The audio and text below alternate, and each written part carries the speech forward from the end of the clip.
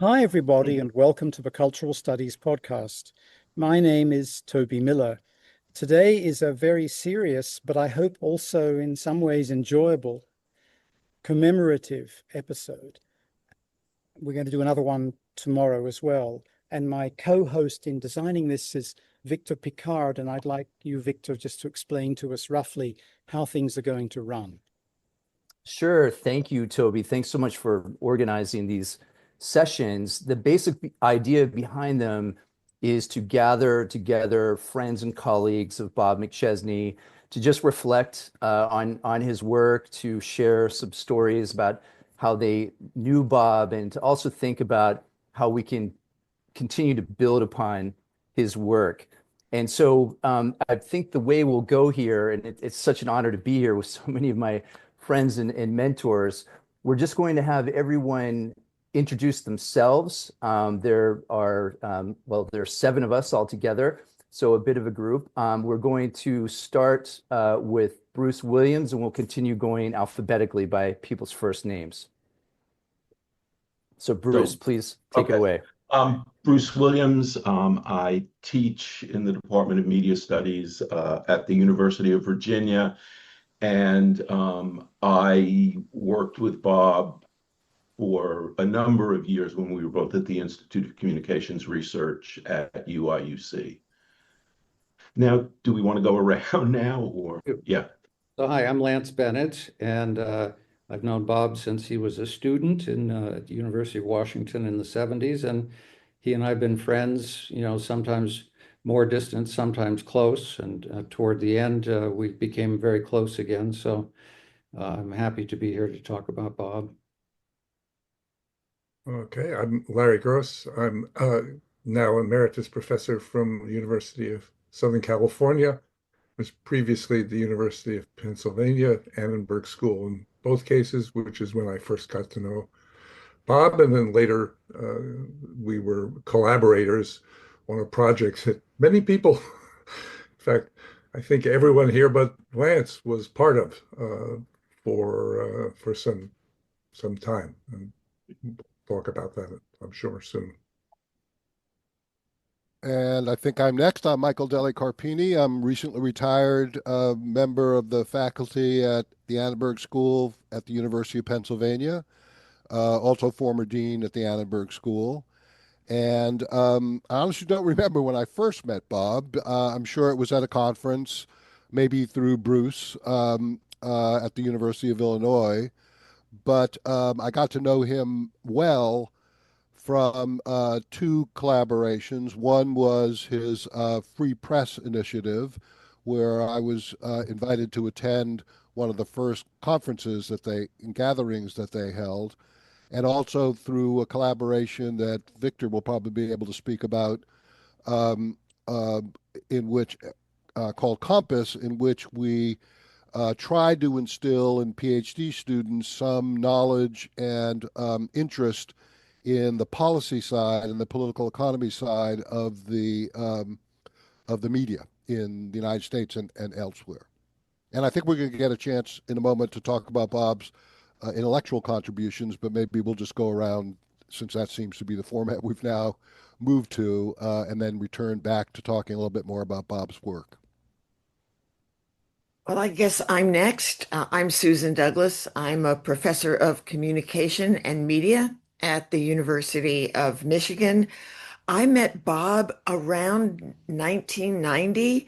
He approached me, I think via email. I remember, the little green letters on the screen, and back then. And he was working on a book, a collection of essays called Ruthless Criticism, and he had just read my first book, and he was working on his first sole-authored monograph, and asked me to contribute to this. And that's how I met him, and we became friends and colleagues ever since.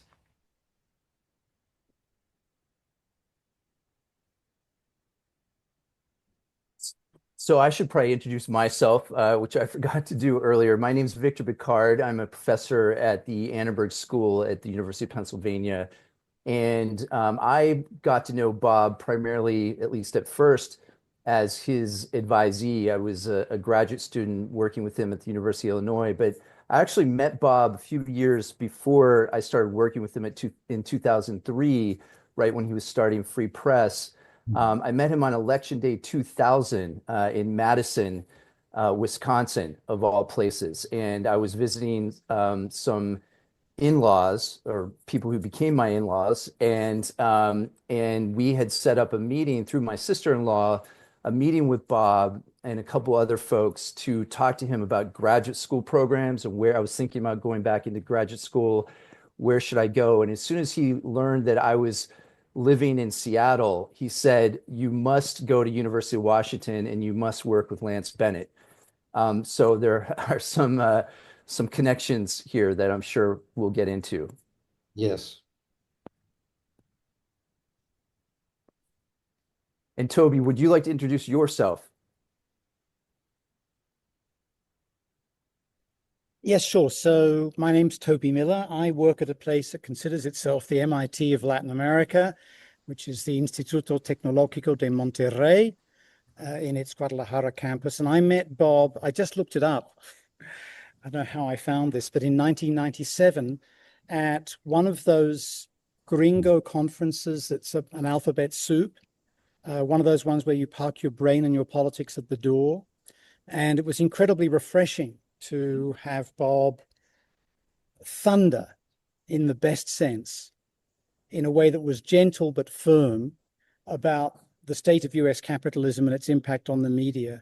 It was one of those moments when, in a cacophony of thousands of loser voices, you feel completely alone and stupid until you find somebody who is compassionate, brilliant, and fired up.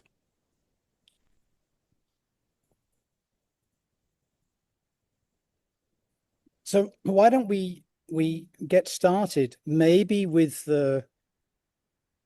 maybe I'm now thinking it's best if it's how we met Bob, which some of us have already discussed. And it seems to me it makes sense if it's Lance who starts, because Lance, you knew him the longest, and you talked about him as an undergrad, I guess. Well, And no, then no, again, he came to into my office during office hours one day as a fresh graduate student. And he'd been sent to see me by Bill Ames, I think, or one of the sort of four horsemen over at the old Communication Institute at University of Washington in those days.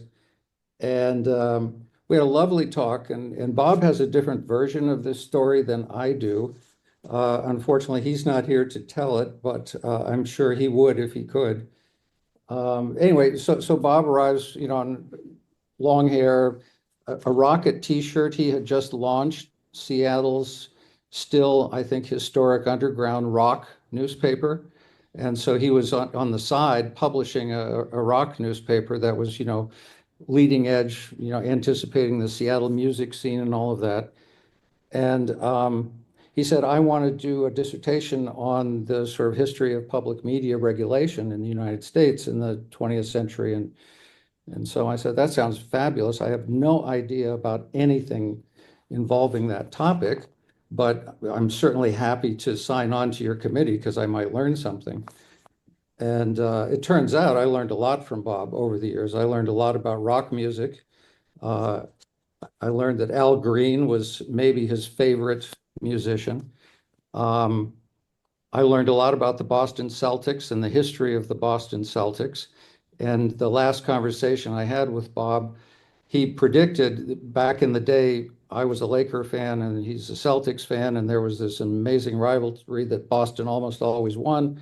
And he predicted another Celtics-Lakers finals for the NBA. And I'm happy he didn't see what happened or is happening at this point to that scenario. But in any event, we came back together, and through it all, we met around Bob's political and public scholarship contributions. I mean, I loved his historical work, but his public scholarship to me is what really shook the foundations of the field, got some attention to important issues, helped people think about why we might want to support public media in a more serious way in this country. And Victor, of course, followed. And so I thought Victor arrived also at the University of Washington doing the update on the history project that Bob had started. And Victor also was in the public light, working with Free Press, the concerts, Michael, that you mentioned, showing up for Free Press events and having several thousand activists, media activists from around the country, sharing information. I remember one where Patti Smith performed, and I actually met Patti Smith at the book table. So I have to say, Bob was like, larger than life, but every bit as friendly and easy to connect with as anybody I've ever known. Yeah, if you don't mind, I'd like to jump in on some of what Lance was saying at the end about Bob and his work. But there are three things that really strike me about Bob's work, and it affects the way I think about what it means to be an academic. One is his focus on the political economy of the media. The communication and media studies is really built on a lot of other disciplines, I think, to its credit. And there's a lot of work that goes on now that is based on psychological work. There's a lot of work being done now that's based on sociology, a lot of work that's being done now that is based on other fields. We, I think, as a field, have not done enough on the political economy of the media. There are some great political economists of the media in the past, but Victor and I have talked about this. Maybe he wants to jump in at some point. As a field, we don't emphasize it enough, I think, and Bob was at the forefront of that kind of work, and it's a great loss that he's not with us anymore. Secondly, I think the work that he does, he represented what at least one type of scholar that I think is crucially important. And that's a scholar who is an excellent scholar. His research is really well done, both in terms of historical and economic background. But he is someone who wants his work to be meaningful in the real world. And he not only wanted it to be, but he made it be meaningful in the real world. And that kind of scholar activist, I have huge admiration for. I wish there were more of us who did that kind of work, and he did it as well as anyone. And then I also think that one of the great things about Bob is that he was a great mentor. He worked with students, he worked with colleagues, he was a great human being, and he found, it seems weird to use the word joy with Bob because he was such a hard-nosed guy in a lot of ways. But there was a commitment that I think made you feel like you were part of a community that was meaningful. And all those things really stick with me in terms of the work that he's done. Well, let me chime in there. I agree, sort of building on that. My connections with Bob, I think, began, well, certainly in the early 90s. I'm not exactly sure when. And maybe through Ed Herman originally. Because Ed Herman, if you remember him, was an interesting example of political economy applied to the media. I don't know how many of you knew Ed as opposed to his work, but Ed was a professor in the finance department in the Wharton School at Penn. And for reasons that I never completely understood, the finance department at the Wharton School had some of the most left scholars at Penn from the 50s on. So whatever bizarre things happened there. I mean, the whole history of Penn is strange anyway, because for various historical reasons, some social sciences were in the Wharton School until the early 1970s. So until about early, maybe 72, sociology was in the Wharton School, economics was in the Wharton School, finance, and something called, wasn't peace studies, I forget what it was called, regional studies, that was one. They were in the Wharton School. When they put together the School of Arts and Sciences at Penn in the early 70s, sociology and economics moved to arts and sciences. Finance sort of split off from economics and stayed in Wharton. But Ed Herman, a younger economist named Jamshed Gandhi, and some others, it was like a nucleus of leftists that had somehow been hired at Penn in the Wharton School in the 50s. And when I was there, this is now in the 1960s, late 1960s, and I met Ed, probably through my father. In any case, Ed, as you know, was doing political economy, but he was also a very eminent economist of banking and trusts. And I remember this from being on the board of the university press and reviewing a book that he was doing. And here he was this highly respected economist, but he was also, as you know, working with Noam Chomsky and doing the political economy. And he told me at this point that he hated his students at Wharton. This is what he thought, but he thought the students were just the worst people, and he really was never able to teach what he was really interested in. So I then was running the undergraduate program, and I basically arranged for him to teach a class at Annenberg in political economy, which he then proceeded to do, and was able to. Our Annenberg students were able to work with him, and this related to something that Michael was talking about earlier, which was the precipitous decline in the field of communication of a focus on political economy. Because when I got there in the late 60s, early 70s at Penn with George Gerbner, who, as you may know, I don't know whether you know this, one of George's first moves as dean at Annenberg was to try and hire Herb Schiller to bring him to Annenberg. Well, that didn't work because at that point, the Annenberg School was too new and too small. And the provost basically asked the economics department to vet the proposal to hire Herb Schiller. And as you can imagine, the economics department, which was then still in the Wharton School, did not approve of Herb Schiller, who then went to San Diego, as you probably know. This is when the UC San Diego was coming together. He also wanted to hire Dallas Smythe. That didn't go anywhere. And we did hire Bill Mellody, who was, in fact, about as far, had worked at the FCC, about as far left as you could get. But George, as you know, was one of the proponents of focusing on political economy as a central aspect of communication, but that was fading. And it was, as we moved into the 80s and Reagan and everything else, it faded faster. So meeting Bob was, really a terrifically encouraging sense that this important area was potentially revivable. And in the early 90s, when Kathleen Jamison had become the dean at Penn, Oscar Gandy and Oscar at that point had joined the Annenberg, having formerly been a student of ours, and then went to, did his PhD at Stanford and taught at Howard, but he came back to the Annenberg School again, building the political economy, focus. Oscar and I, suggested, proposed, urged Kathleen that we hire Bob. And Bob came and spoke at Penn. Would have been maybe 92, 93, I can't exactly remember. And, we thought this was terrific. Kathleen, now here's where this is a little tricky for a podcast, but a public podcast. Kathleen basically did not let this happen. She basically nixed it. The argument she gave, and this is the part I remember particularly, so this may be violating her confidence. Her argument was that some of Bob's research was funded by unions, and this was a problem. Some of us said, well, some of our research is funded by capitalists, like Annenberg.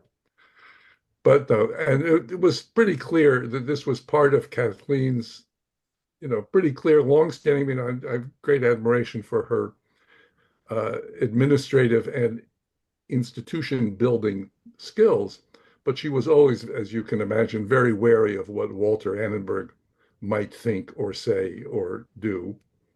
And clearly, Bob would have been a bridge too far from the point of view of Annenberg, even though Annenberg did explicitly say that, he was hands-off. That didn't always translate into being hands-off. So in any case, that was my first engagement with Bob, was basically trying to hire him. and feeling that it was a real loss that we didn't manage to do it. I mean, I'm very happy for the Annenberg School that years later Victor was able to join the faculty and, in fact, to build and maintain this tradition. The other story I want to begin telling, and this is a story that I look at this screen and I see the other co-conspirators from what began at a dinner in New Orleans in 2003, which was the NCA meetings, when I had just arrived at Annenberg USC as the director. Michael was now at Annenberg at Penn as the dean. Susan was the chair at Michigan. Toby was there as a instigator and troublemaker, and Bob. And at a dinner, we basically cooked up the idea that became Compass, that Michael's also referred to. And I think the novel point of that idea that we collectively launched at that New Orleans dinner and then actually put into practice pretty quickly was that rather than, as often had been the case, departments competing with each other, who would build the strong program and who would corner a particular topic, we would work collaboratively, because what we were trying to do was reorient the field, or sort of push for a commitment to something that had become marginalized, namely the political economy of the media. And we would do it by sending doctoral students to DC to do field work. And that this would be a way to collectively try and build the field. And this is what we ended up calling Compass, as in Consortium on Media Policy Studies. And that is sort of still running. I suppose Victor can fill us in, but certainly has run for a long time. And Victor, I believe, was one of the very first of the Compass Fellows. And there, one last point, and I'll stop there, is that the success of that program early on was very much, because of Bob's connections, of Bob's abilities to say, well, Senator Durbin's office can take an intern, and this person can take an intern, and that person can take an intern, because the success of the program was that we were able to place doctoral students in really important, interesting places where they could learn. And one of my students, for example, Russ Newman, not that Russ Newman, the other Russ Newman, who did field work at the FCC for 6 months and ended up writing his dissertation on the net neutrality debates, which turned into a good, important book. I mean, this is the kind of work that exactly is possible if what you're trying to do institutionally is not just talk about, it would be nice to have it, but build mechanisms of support and collaboration that allow students to do the work, be supported for it and rewarded for it, and make careers that are centered on it. And and I think without Bob, it wouldn't have gotten off the ground in such a successful way that became proof of concept and able to keep working. I'd like to see it a little more supported and prominent than it is, because we certainly need it now more than ever. But I think Bob was the key ingredient that made it work. Can I just add something about his contributions to political economy? As we all know, every 10 years, JOC would have a ferment of the field, hand-wringing, issue. And Bob's first book came out in 93. And in the 1993 ferment of the field, oh, you have it there? Yeah. He was a young scholar and he was advocating for political economy of the media. Larry has it there. He can probably read excerpts. But one of the things that was really vexing people who were involved in political economy on both sides of the Atlantic, Nick Garnham, for example, in Britain, was the rise of things like Madonna studies, right? And this is driving people crazy. And so I just want to say that as a very young scholar, he, planted that flag about political economy. And of course, became such an important voice. And the other thing to build on what Larry was saying is, as a Marxist slash socialist, whatever label he would have, chosen, the word I would apply to him is entrepreneurial because he was so he had so much energy. Before this, I was going through my emails from him and just seeing how much there was, organizing these conferences, organizing these meetings, Compass, etc., and how he got people like Bill Moyers and Al Franken and FCC commissioners, to come to these conferences on media reform and the connections he made. He just had an enormous amount of really positive energy in building up these networks that would support the kind of work that he thought was so important to have done. Susan, just while Larry's looking for the relevant quotations. He's not in. This is the 83. Oh, 83. I wanted to ask you a question, Susan, if I could. Sorry, Bruce, I spoke over you there. I'll be short, as the actress said to the bishop.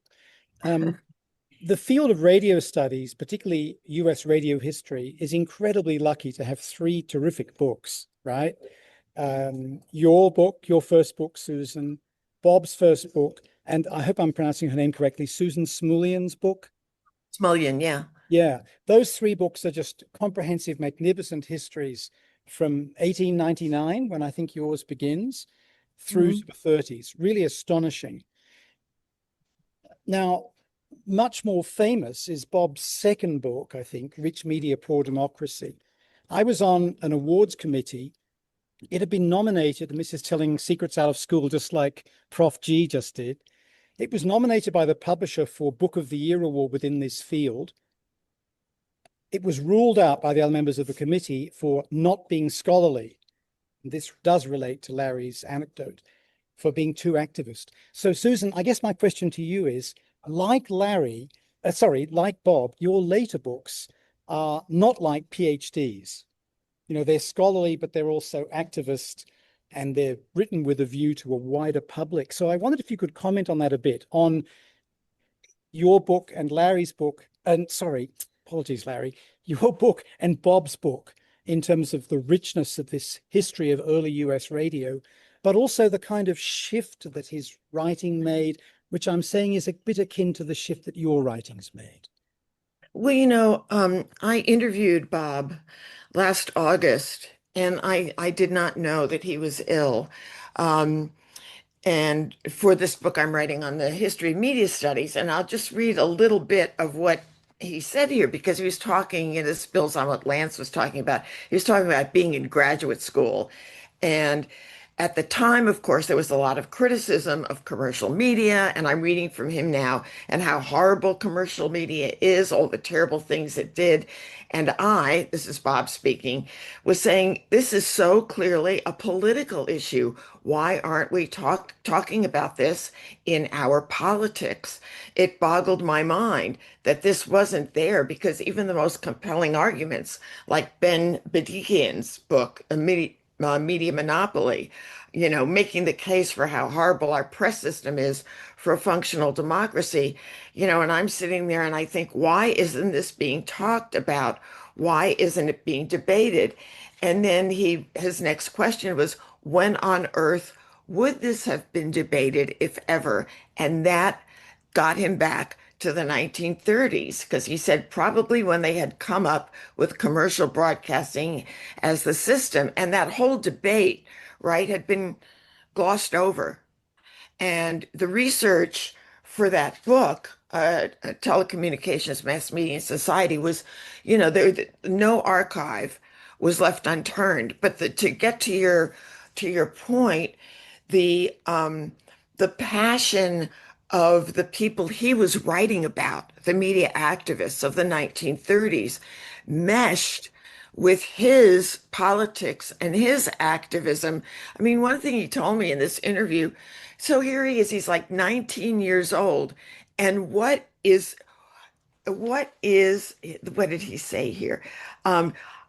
What did he say made him feel like he had been punched in the face with a 4x4? It was the overthrow of the Allende regime, right? And he's a 19-year-old guy, right? And so he had his own leftist politics, but there's an animation with which he writes about these activists from the 1930s that he shared. And I think in some ways he really channeled that activism from the 30s that he wrote about to then inspire his own activism. If they could try to do this then, why can't we try to do this again, in the early 2000s? So for me, there's a through line between that first, very richly researched academic book built on his dissertation to, you know, uh, all of his other books and his activism.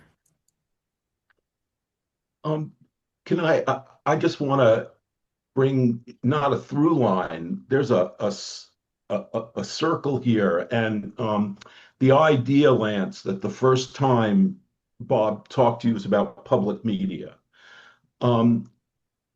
The day I found out Bob passed, I had just gotten out of teaching his stuff on public media in the context of the attacks on public media now. And I used the data that came out of that big Shanto Iyengar cross national thing on knowledge and stuff. And I presented that again, and it was the clearest way of presenting to students what the idea of public media was about.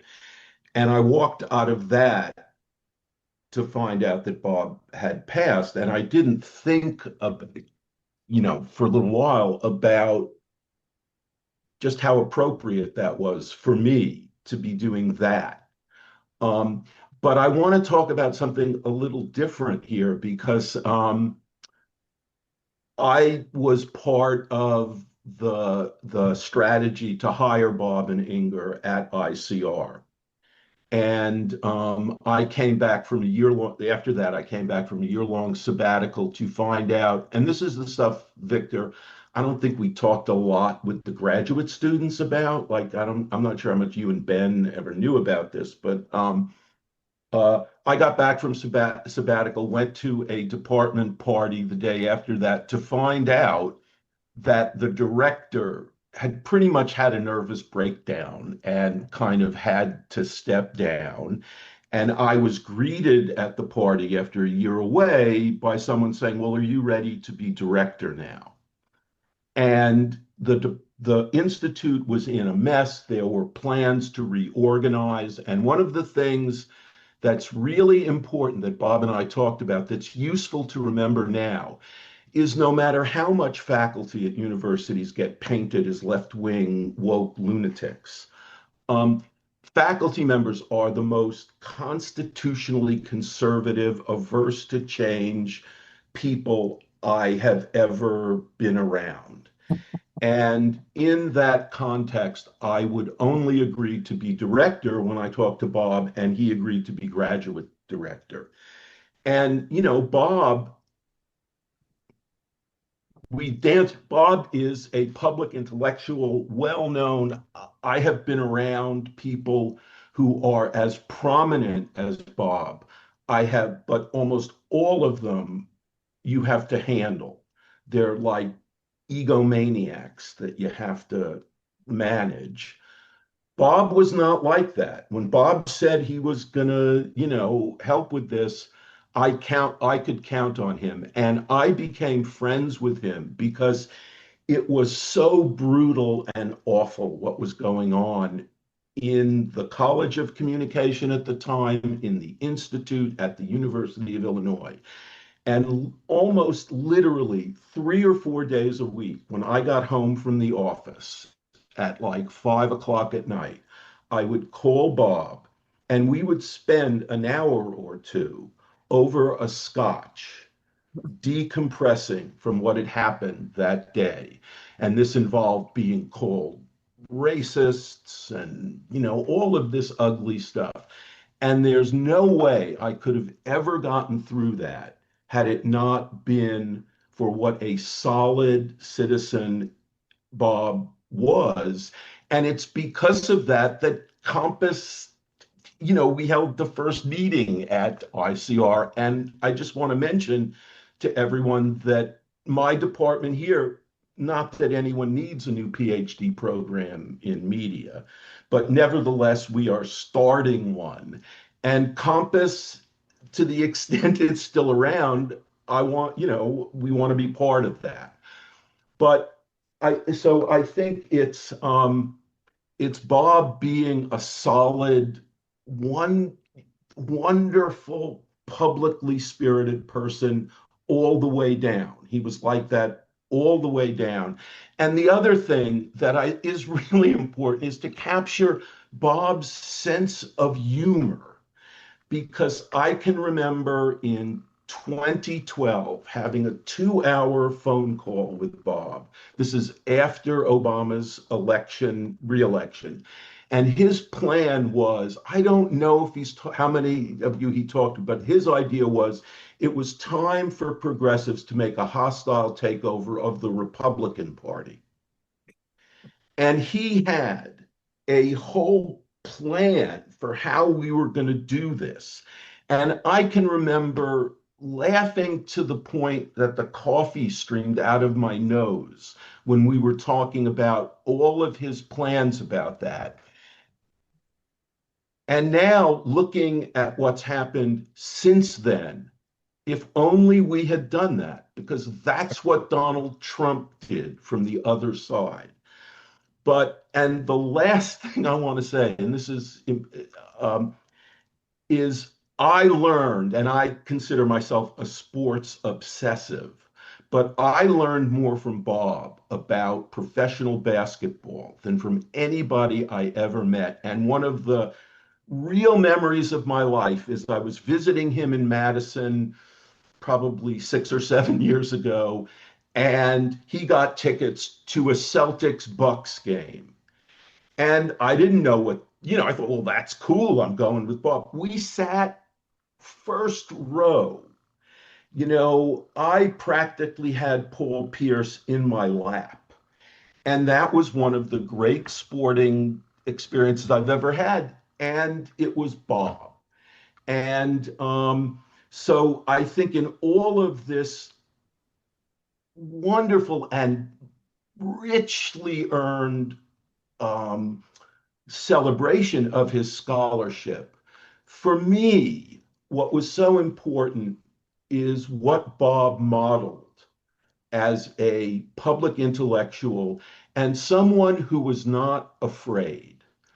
Bob was dealing with the late and not lamented David Horowitz long before Donald Trump came on the scene. And one of the things about Bob is, I think we can all agree, he was never intimidated about speaking his mind. And when we talk about voices we really need now in academia, boy, it is so tragic that at this moment where we most need people like him, his voice has been silenced. And I hope others like Victor and Ben and people like that are going to pick that up.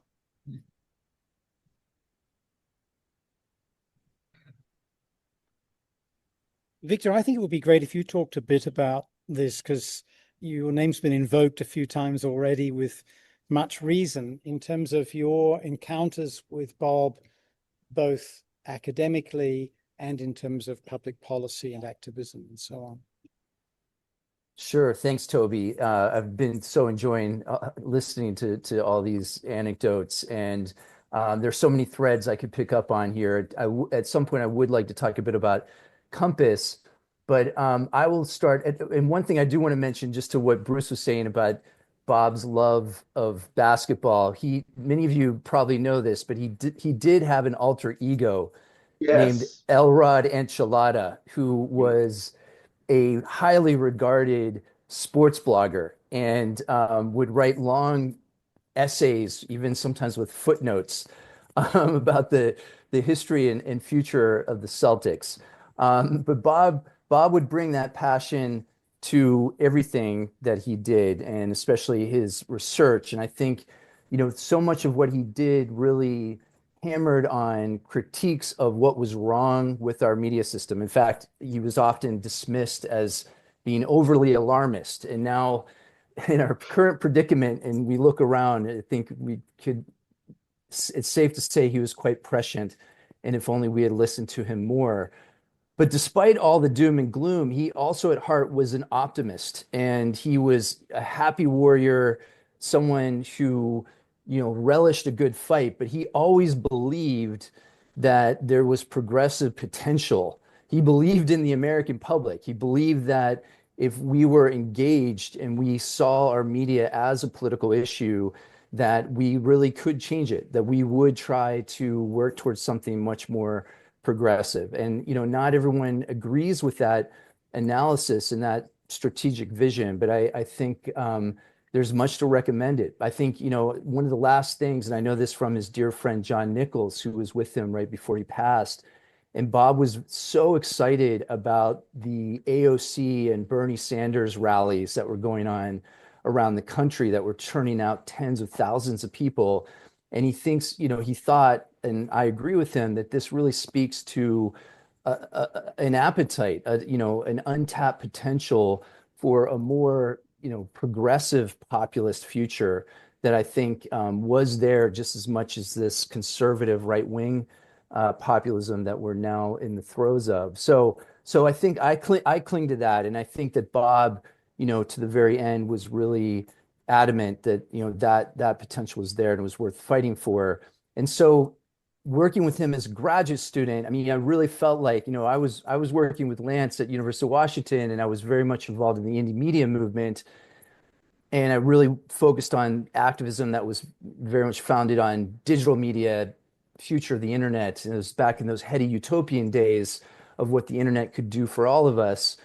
But as soon as I got to Illinois, Bob recruited me basically to join not just a graduate program, but a social movement. He was starting, a variant of a media reform project around free press, and that was just then getting off the ground. So I sort of stepped in. It was quite a chaotic moment. I wasn't sure what I had signed up for. But in terms of intellectually, one of the first things that Bob had me do was to take history courses and courses in political economy. And I'd always enjoyed history, but that wasn't necessarily, my natural inclination and what I had planned to do previously at the University of Washington. So this is all a long way of saying that Bob really was an academic who believed in not just studying our media system, but figuring out how we can change it. And there were just so precious few scholars, many of whom are on this call today, who really understood that and were ready to be part of that movement. Can I Sorry, go ahead. just really quickly to what you said, Victor, because one of the things about Bob that I learned, especially when I team taught with him, as for all his abilities as a speaker and a motivator, he could listen. And one of the things he taught me when I team taught a graduate seminar with him is we both realized how big our mouths were, and how easy it was for one of us, to say nothing, both of us, to totally dominate a class. And Bob had this technique that I use still now, where for the first 30 minutes of the class, at a minimum, we did not say anything. And the students knew that. So they had to conduct their own conversation, and we were assigning a book a week. And the game was how long the class could keep us from talking. And I still use that. And it is, again, it was as kind of gigantic as his personality was. He could really listen. And there are not that many people that achieve his level of intellectual accomplishments that really think enough or are self-conscious enough to set up ways to force yourself to listen. I wanted to ask Lance something, if I could, that relates to this utopic, dystopic continuum that several people have mentioned, most latterly Victor. Because Lance, in much of your work in the last 5 to 10 years, you've been looking at the utopic possibilities or claims of things like the so-called social media. And you've made a massive contribution, which I can say personally, for example, from my experience in both Western Europe and Latin America, has been enormously influential, not just in the United States, but elsewhere. In Spain, you're a legend. I got invited to dinner parties, one, because I said, oh, we're old friends, thanks to Compass.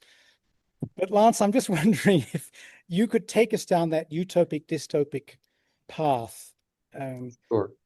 Because I think it's important for Bob and for the whole issue of political economy, so often derided as negative, restrictive, pessimistic. Oh, absolutely. I mean, I guess that I would like to think of Bob's work, and I'll get to your question about utopic or dystopic in a minute, but I guess I'd like to think of Bob's work as keeping important ideas alive and circulating in public. I mean, I agree with Larry. It would be nice if, we were the mainstream of the field, and Bob was leading the standards in that field. But he was a well-regarded scholar by a lot of people who didn't agree with him, or even understand why he's talking about a public broadcasting system and a thoroughly commercialized media environment. But so I think that the utopic aspect of that is particularly compelling right now, when the current government regime is disappearing words that we can no longer say. We can no longer conduct research around. We can no longer get funding for our research. And so we're living in a kind of an Orwellian moment. And I think that what Bob offers is as several of us have said, the sort of positive vision of what an alternative society and media system and power structure and economic foundation would look like. And so you can put all of those pieces together and you get a very compelling vision of a kind of a better world. And he acted out that vision in so many ways, from the founding of Free Press along with Victor, who I was so happy went to work with Bob, because it was like a chain that was continuing to be linked up. And so through you, Victor, I renewed kind of my understanding of what Bob was up to. And then you introduced me to indie media, which was like a wonderful journey for me, because I got to know you and a lot of the other activists while learning about, back to Toby's question, how networks work and how they organize meaningfully for action, and what makes them more successful or less successful, and the political cultures underlining those networks that determine how activists act. The left in the last 20 years, and I've stopped studying it lately because it's too frustrating for me, but over the last 20 years, the left continues to have the largest protests and demonstrations in human history because of networked organization, which is very sophisticated and quite interesting. And yet to have a political culture that doesn't compel all of those factions to join together around some shared stories, narratives, and plans for actions that might, just involve getting people elected in political parties that can make policy outcomes. And so I've started looking at the right. My last few years of work has been how all of that happened on the radical right, based on a different political culture and different kinds of networking mechanisms. But the point that I really want to make about Bob is that his capacity to keep, ideas that were not mainstream but were important in circulation and in ever larger public venues. So he introduced, as Victor, more painfully, I'm sure, than I do, the local media activist scene was by no means a harmonious and unified scene. And so a lot of those free press conferences were interesting conversations on the left about why we can't all find the common ground we need to make an impact, a bigger impact. At the same time, Bob never stopped being optimistic, ever, once, in all the time I knew him, including, and I'll end on this, much more personal note, Bob had suffered a number of health problems in recent years that were somewhat mysterious and not altogether clear what was going on with him. But the last one was the crushing news that, you know, he had a tumor, and that it was malignant. And he was telling me this in a kind of upbeat way. Okay. I mean, I can't put it any other way, that he was kind of sharing this. I wouldn't say cheerful, but he was certainly not sad and depressed about it. I said, Bob, you're the happiest guy I've ever seen with a brain tumor. And he said, well, you know, my greatest fear was that I was going to get Alzheimer's like my dad and linger in this limbo state that would be terribly painful for everybody involved. And so that was kind of how Bob felt even at the very end. I saw him on Zoom just a few days before he passed, and he was surrounded by his daughters and Inger, and it was a family Zoom call because I think they realized that Bob was so close to passing that he needed the family there to talk to me, because, you know, it was like a lot of struggle for him to formulate words and get them out. But it was the most loving and positive last days I've seen.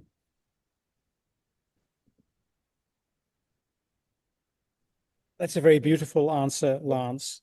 Wonderful in its continuities and discontinuities, as it were, and a very compelling and, above all, moving conclusion. Larry, I wanted to turn to you, if I could. One of the things about communications that both you and Michael have talked about is that people come from all sorts of backgrounds. So in your case, it's sort of social psychology, or I think it's fair to say originally. With Michael and Bruce and Lance, it's probably political science, roughly. So Perhaps the science. Government, or actually, to give it the name it should have, public administration. But in any event, whatever the fuck these things are, the point is, Your Larry, father would agree, Larry. you've been there through so many iterations of the debates we've talked about that have been touched on, the different influences and so on, including this opposition to political economy as one of the approaches. I'm wondering if you, and it's open to others too, obviously, could talk about the feasibility of integration, if not of, for example, effect studies with political economy, although one could do that, but more particularly things like ethnography, textual and content analysis, and political economy and history. You know, how well can these things be put together? Because it's something that I think all of you do, Susan, Lance, Michael, Victor, Bruce. So I want to start with Larry, but broaden it out. Yeah. Well, I'm not sure they can be put together. The question, I think, is whether they can coexist amicably. I think there's no grand synthesis that's going to happen. But, you know, as we've all, several people have alluded, you know, or directly said that we're living in, you know, extreme times. So right now, you know, the entire academic enterprise, certainly in this country, as a free and critical enterprise, is under direct attack. I mean, this is, you know, literally the most unabashed attack on the academic and research and scientific enterprise, you know, since the 50s, since the, you know, what is, you know, overly simplified term, you know, McCarthyism is used, but clearly it's not. You know, McCarthy was the third act, or the second and third act, not that. But that period of political repression, and this is going on now, and I think it will undoubtedly change the the trajectory and the history of the world, scientific and right. I mean, let me just put it in terms of right now. I'm in the thinking these days because I'm going to be on a panel at the ICA meetings in Denver, I guess next month, which is the 75th anniversary of the ICA, and there's a panel about decades, and I represent, I think, the earliest decade in that. Sonia Livingston is going to be on the panel, and Byron Reeves, Ellen can't make it, Barbie Zelliser, I forget who exactly these decades, and I've been looking, which is very relevant to what we've just been talking about, as I showed before, at this ferment in the field, because the 80s was a period in which this sort of paradigm war between positivist and critical, or whatever different terms that were being used, was going on. But the answer to that really ultimately was that there were false distinctions and sort of it was a waste of, in some ways, a waste of time rather than looking for productive collaborations. But also, and this is relevant to the larger question that you're asking, one of the striking things that I think anybody today looking at this ferment in the field, or as I've just been looking at the 1985 ICA conference, which was in Honolulu, it's almost entirely male, and it is almost entirely US and Western Europe. I mean, the degree to which the conversation has changed by the opening up and diversifying of the voices that are heard and listened to is remarkable. The conference in Honolulu in 1985 was organized by Brenda Dervin, who was the first woman president of ICA since, which began in 1950. This was 1985. There was also not a single president of ICA who was not in North America. Maybe there was one already from Western Europe. I mean, the degree to which the I in ICA was completely meaningless is more stark than I had expected and realized. So one of the things, I mean, this may not exactly be an answer to your question, Toby, because I think Bob's focus was overwhelmingly domestic. Not that that's irrelevant or trivial or unimportant in the larger scheme, but strikes me that the biggest changes in the field of communication and media research has been opening up to a diversity of voices, both geographically and in terms of other dimensions, that was just simply not there. What Bob did, and that was, amazingly controversial if you think about it. I mean, I think, those of us in this group,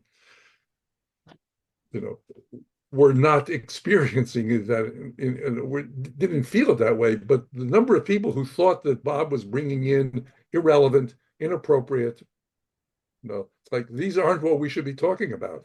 I mean, these arguments about, why are we talking about this? This isn't scientific, it's ideological or whatever. I mean, those arguments aren't being made anymore. And I don't think that's where the arguments are now. I think the arguments are different. But also, I mean, I'm speaking, I think I'm the oldest one here. We're all pretty far along, except Victor. Okay, how old are you, Larry? 82. You are, well, older than me, which I didn't know was possible, but yeah, well, there it is. Congratulations. Yeah, so there, I think I'm not, for so many years, when I began, because I started at 25, I was the youngest person always when I got used to things. Then I looked around one day and said, no, not anymore. Anyway, I have, I'm a lifer, and I grew up in, with an academic, environment for much of my life. The attack on the independence and integrity of the academic system in this country is unprecedented.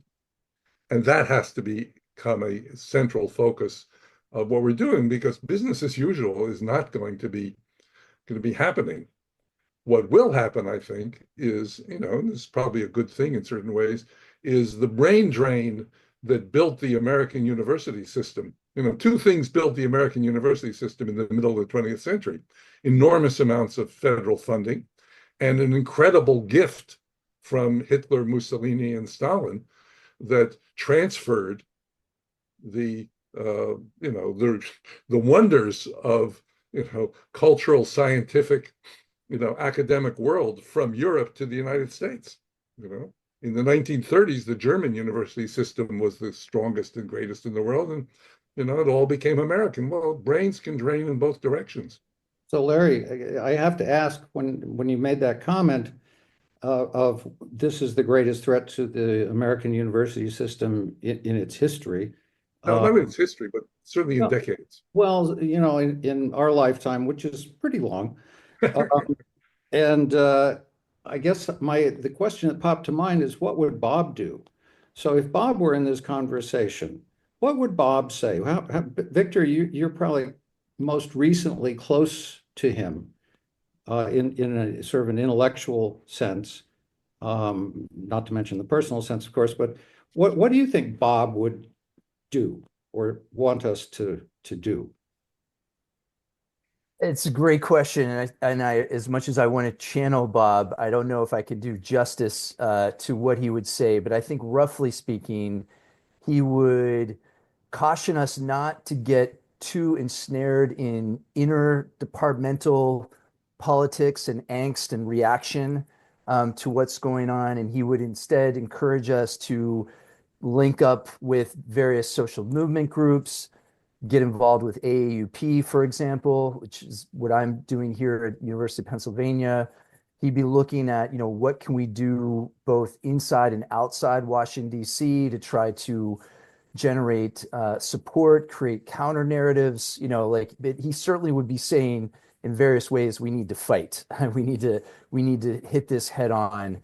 Certainly not play dead, as some Democratic consultants have advised us to do. So roughly speaking, he would say, get out there on the street, but also speaking to what you were saying earlier, Lance, not just getting out there and protesting and making noise, but also creating new institutions, creating things that have some permanence to really push on the politics, not just, the street theater. So I think that's what he would be encouraging.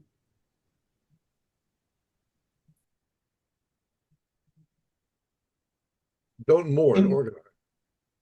Can I just follow up on two of the things that, first of all, I think that's absolutely right about the need to organize. And that's something, and it's ironic you said AAUP, because I just rejoined AAUP, and at UVA, the membership has gone from like 50 last year to almost 200 now in the space of 10 months. And that's the place where there are people beginning to get together. And one of the things that I learned from Bob is when faculty members say, well, no, we should not be joining up with protests about immigration in town, in Charlottesville.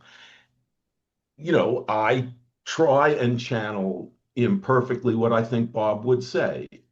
And also, I think Bob would want us to honor the idea of tenure and why we have it, and to speak up. Because one of the really frustrating things about being in a university right now is what you said, Larry, is the desire by faculty to just do business as usual. And I heard someone who was at Central European University, a sociologist who had to move out of Budapest to Vienna, say, when all of this was happening, a lot of people did not want to admit how bad things were, because if they did admit it, they would have to do something. And I think that Bob would be a voice saying, this is a time that we really need to think about it and do something.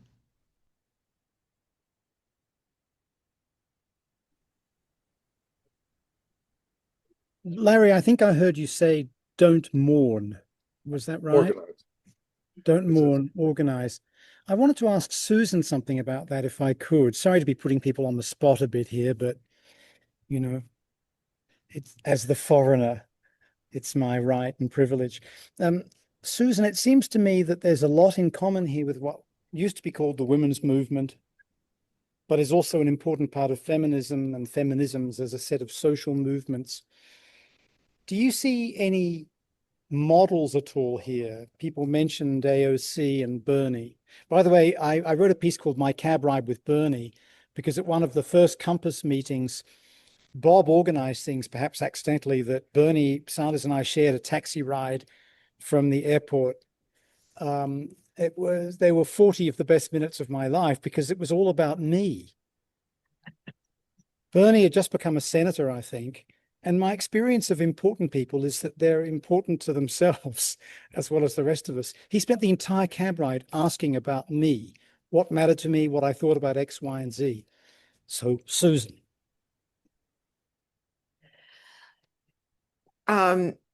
You're asking about analogies between early feminist activism and where we are now. Is that what you're asking?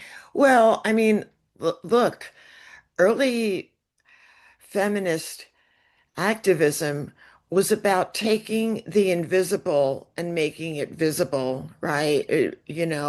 When you say the personal is political, what you're saying is what's happening in the kitchen, what's happening in the bedroom, behind closed doors that nobody's seeing, that is agonizing and oppressive, has to have the light of day shown on it. I mean, this is just very much what Victor and Bruce and others are saying. So that's one thing. The other thing that early feminist groups did was, develop these kind of underground networks using, mimeographed, pamphlets and things like that. And I think, I think uh, I'm wondering what Bob would think actually about what's happening in our very fragmented media landscape right now, because been hearing a lot about the dreaded manosphere and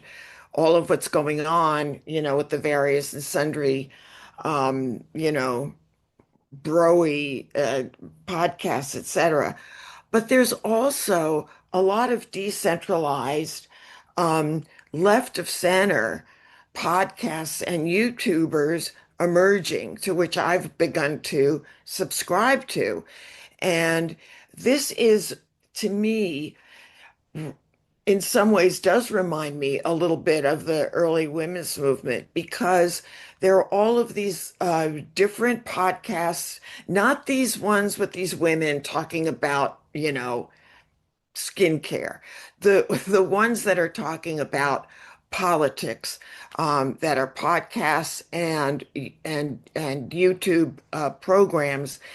And the question is whether these will begin to, if there's a way for these to network up a little bit in a non-competitive, mutually supportive fashion around these the opposition, around the resistance, around covering what's going on in a much more um, pressing, um, dramatic, urgent way, because that's what we need. I mean, my God, the New York Times, you know, we have a need-hate relationship. I won't even call it a love-hate relationship. It's just like, I like to get the New York Times. I still subscribe to it, but boy, I want to shoot it in the face every day, And so many of us are looking to these alternative quasi-underground networks, and that's what built the women's movement. And just really quickly, and this speaks to Bob's life and plan about the need to organize. I don't know if anyone has read this book by Gal Beckerman called The Silence Before, but it is about how revolutions happen, going back to the scientific revolution and things like that. But part of the argument is what makes a successful revolution is the organization before the crisis that brings the revolution, that brings these forces to the streets. Because in that time, you're figuring out, well, what are our goals? What do we want? At what point can we say, okay, this is what we wanted, and we can declare victory? And part of the argument is, and this brings it back to, I think, I really wish we could hear what Bob would say right now, because the problem is that the way social media operates in a lot of ways, when it comes to demonstrations and protests and getting people in the street, we're leaping immediately to kind of the second stage, and there isn't a lot of thought and planning and thinking about, okay, what do we really want? And that occurred, and this is what made me think about the the mimeograph newsletters. In the scientific revolution, it was letters that would circulate in networks around Europe, and people would make comments and send it on to the next person that they trusted. And I think that it would be great to hear, Bob, right now about how you organize right now to make sure that when we do have people in the street, when people do get motivated, there's a plan for what we want, what would improve things. I think what I would be most interested in hearing Bob talk about, and this goes back to the central theme of all his research, is the dilemma or contradiction between what I agree with is being said. How do you use the environment, the information environment that we're in, to help organize, to be able to communicate, to be able to network? At the same time, normally you think about those kind of things in a situation in which it's people organizing against some kind of totalitarian regime. And the irony is that all of Bob's work is about how problematic it is to have a corporate-owned media in a small d democratic society. I think in the end, what Bob would be interested in and what he would help us think about is, what does it mean in this environment? How could this environment be used to change the way in which our media system operates, in a way that could make it more democratic? And that's tricky, right? That's hard to use a media system that he would argue is deeply, deeply flawed against itself in some way. And I'd be really curious to think about how he would think about that. But his efforts, both in his research and his activism, has always been to uncover the root reasons why the system doesn't work the way it should, and then to advocate for ways to change policy around that system. So I think it would have something to do with that. Well, folks, you've been very generous with your time, remembering Bob, admiring Bob, channeling him, one might say. I wonder if there are last thoughts you might want to share with us before we conclude this session. I'd like to add something. Bob, we have talked about, his transitioning to being such an influential public intellectual. And we've emphasized his books, podcast, which I imagine various folks were on. He did a regular podcast about the media. He went on these national tours with his good friend John Nichols to talk about the media and democracy. And he was he was also very generous in that, in working with people around these things, and he worked with Sut and did a couple of videos with Sut about media and democracy. So he really sought to leave no stone unturned in terms of trying to get his vision and his message out.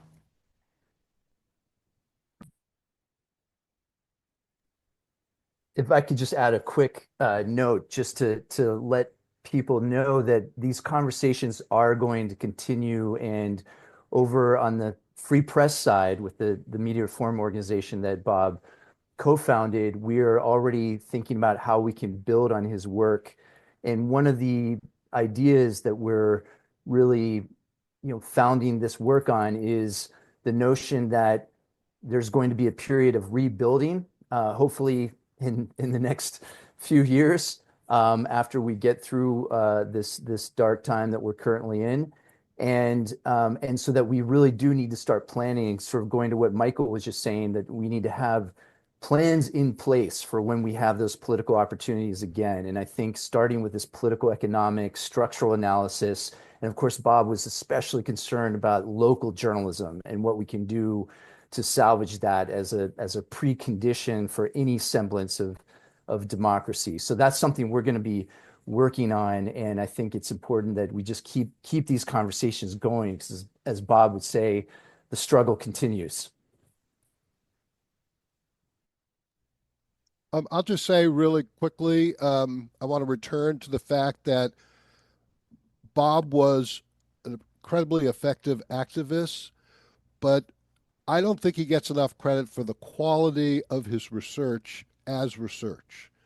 And his activism was special because it was rooted in the academic work that he did. And I always felt that as great as his reputation is, it's to his credit that it was as an he had that reputation as an academic, because a lot of people discounted his work because they couldn't get past the fact that he started from a place with a point of view, and he came up with the goods to suggest that point of view was correct. And I think he suffered in terms of his academic reputation, unfortunately, because of that, even though he is clearly remembered as a great academic by a lot of us.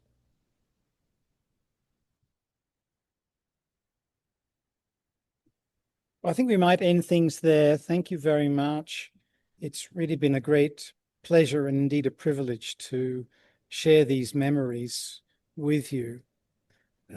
Really great. I felt very sad when Rick Maxwell wrote to me and told me what had happened with Bob. And I quite quickly had a phone call with him. And then pretty soon after that, I wrote to Victor and said, could we perhaps organize something? And I think it's striking that every person we wrote to said they wanted to participate. So it's with great, God, I was going to say love in my heart. That's not really Toby Miller. Thank you very fucking much for turning up today. It's greatly Thank you, appreciated. Toby. Good to see you all. Lovely. Yes, thank you all. Thanks, So Toby good and seeing Victor. all of you. Thank you. Bye-bye. Happy days and bye-bye.